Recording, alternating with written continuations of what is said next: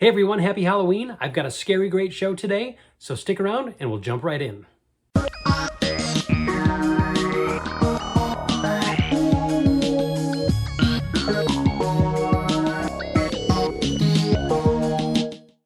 Hey guys, welcome back to the channel. If you're new here, this is all about reselling. My wife and I are full-time online resellers, which means we go to places like thrift stores and estate sales and garage sales, and we buy undervalued items, things that are priced too low on the market, and then we flip them online for profit on sites like Mercari, Facebook, Poshmark, and eBay.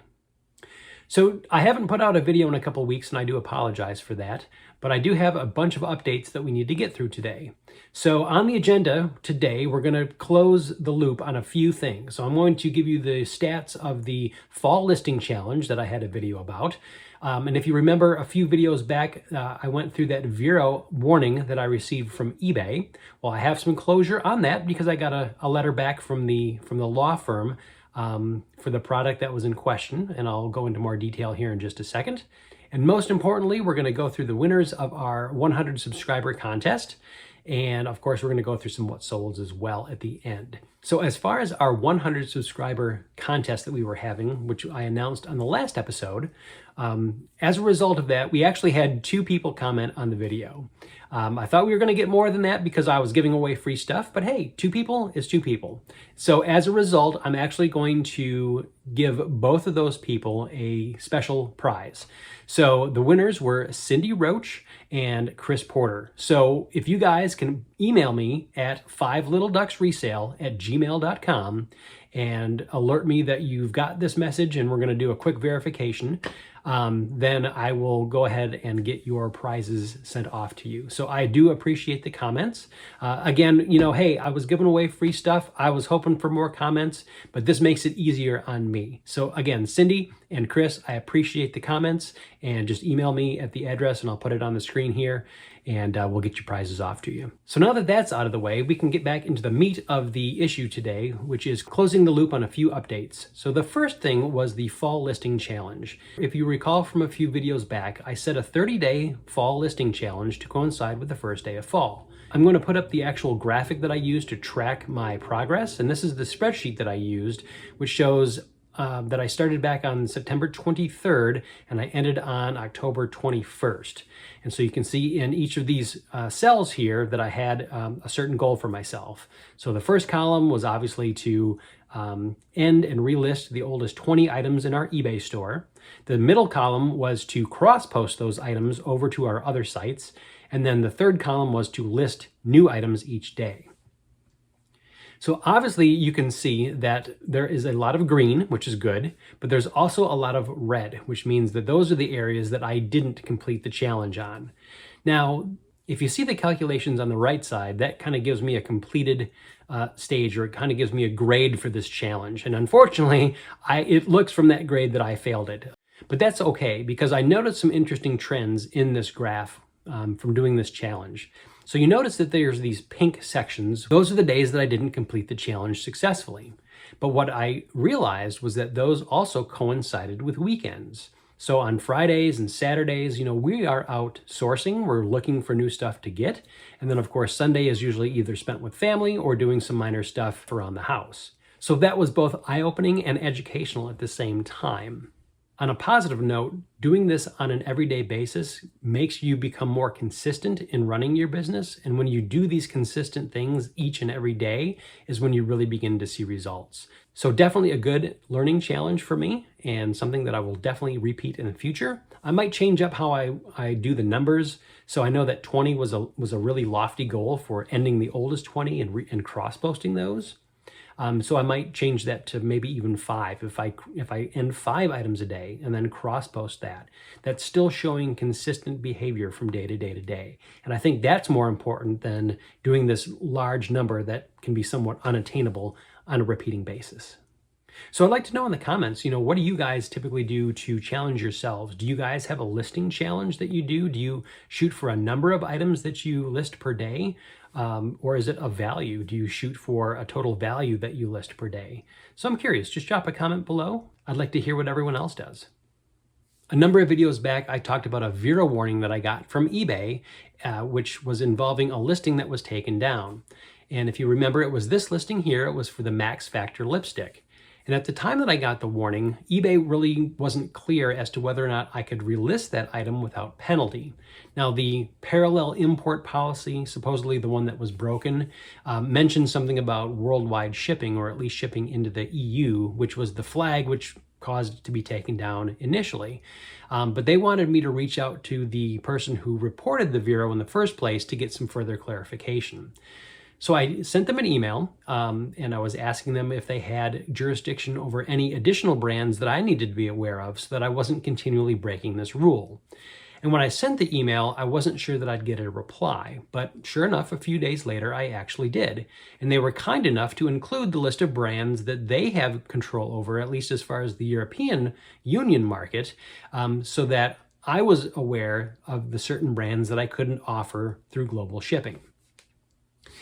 They, in fact, wrote me back and told me that, yes, the listing was notified to eBay because we had offered their clients' products to member states of the European Union. And I'm just reading off the email here, which is why I'm looking down. And we're not an authorized shipper of those items. And so they actually did send a list of brands. I'll put up the entire list up here as kind of a scrolling text option, just so that everyone can be aware of the different brands. But there was actually a number of them on here that I thought you might want to hear, just so that you can get them in your mind. Burberry being one of them, Hugo Boss, Calvin Klein, CoverGirl, Gucci, Lacoste is another one, Marc Jacobs. Of course, Max Factor was the one that got me, and then Tiffany was another big name. So all of these names, obviously you can sell these items all that you want within the US, but you just can't sell them with global shipping enabled, because you'll more than likely get a Vero warning just like I did. And if you continue to list those items using global ship, then you will probably get suspended through eBay, which is never a good thing. So I was thankful to that company that had sent me the list. And so now that I have that information, and now that we all have that information, I guess that we can be more diligent about our listings. Okay, so at this point, let's go through the things that have sold out of our various stores over the last number of days. So we'll start off the list with this lot of 7 Black Lagoon Adventures paperback books, which sold for $11.69 plus shipping. The next item was this vintage Masters of the Universe coloring book, which only had 1 page used, and that sold for $6.99 plus shipping.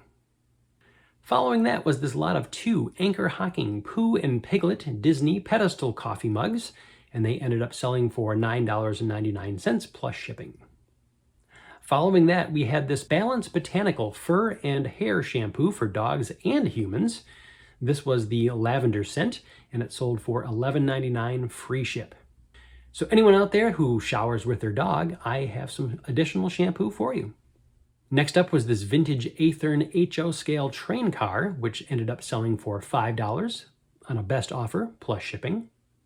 Then we had our second Navy Blue Angels plush jet cell. We took a best offer on that of $13.15 plus shipping. After that was this General Electric AM/FM radio, which was tested and working, and we sold this for $13.49 plus shipping. Up next was this pair of vintage Levi's 517 women's size 9 bootcut jeans, which sold for $29.99 plus shipping. After that was this Champion boys size large Dayglow orange Crash the Boards hoodie, which we took a best offer on of $6 plus shipping. And I was definitely okay with that because there were some condition issues with the sleeves and some staining, and I was just happy to see that go. This next item was a multi-quantity listing, and 3 of these ones sold during this time frame. This was the New In Box Minecraft Jungle Dwellers figure pack. Each of these sold for $9.99 plus shipping. Up next was this Stampin' Up! 4-piece Eat Chocolate wood mount rubber stamp set, and this sold for a best offer of $9.50 plus shipping. And if you are a longtime viewer of the channel, you might remember this item. This was the Civil Regime men's and women's size XL lilac mist pattern hoodie, and this sold for $89.99 plus shipping. Up next was an international sale.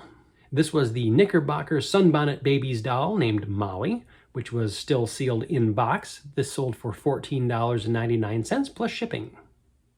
Following that was this new Hobbit, The Desolation of Smaug Extended Blu-ray Steelbook Edition, which sold for $22.49 plus shipping.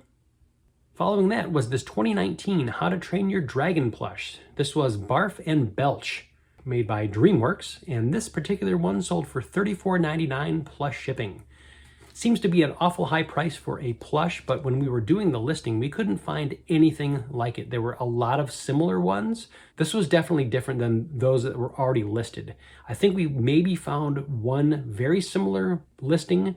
Hey, when you can't find something that you're selling listed high, and you might just get a bite on it. Up next was this Disney Pixar Soul shirt. This was a really cool, colorful music all over print shirt. And this one ended up selling for $25.19 plus shipping. Following that was this new in-box Stratego game, and this ended up selling for $30.79 plus shipping. Then we had this women's Gray Pikachu Pokemon graphic short sleeve t-shirt, which sold for $8.99 plus shipping. And with Christmas on the way, I was glad to see this go. This was the St. Nicholas Square set of 4 Hollyberry Christmas appetizer plates, which sold for $15.50 plus shipping. Following that was this Disney Mickey Mouse Through the Years hat, which sold for $12.34 plus shipping. And then another pair of shoes from that Shoepalooza estate sale sold. These were the Echo Chase 2 silver leather shoes, and these ended up selling for $34.99 plus shipping. After that was this Mary Kay Time-Wise Repair Lifting Biocellulose Mask set, which sold for $20.92 plus shipping. Next up was this Ty Stilts the Crane Beanie Baby, which sold for $8.79 free shipping. And the last eBay item of this round was this Digital Juice Video Tracks HD DVD Stock Footage Library set, which sold for $14.24 plus shipping. We'll start off the Poshmark sales with this. This was the Cinch Men's XL Purple Geometric Triangle Pattern Long Sleeve Button-Down Shirt, which sold for $15. The next Poshmark sale was this Nike Sportswear Women's Size Small Volleyball Sweatshirt, and it sold for $16. The next Poshmark sale was actually a bundle of 3 Robert Graham shirts. These all sold together for $50.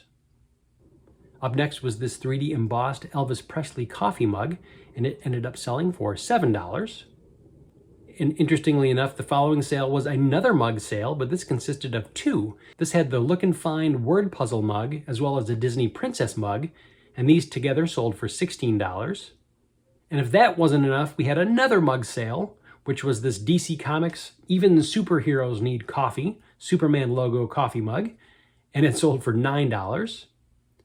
And the last Poshmark sale of this set was these Democracy Women's Size 18W Absolution Ankle Skimmer Indigo jeans, which sold for $22. And the last bit of sales that we're going to be going through are the ones for Mercari. And so we'll start off with this one. This was the Scentsy Go Rose Gold USB Portable Cordless Fragrance System, which sold for $23. Then we sold these Lands' End Girls Purple Suede Duck Boots for $12.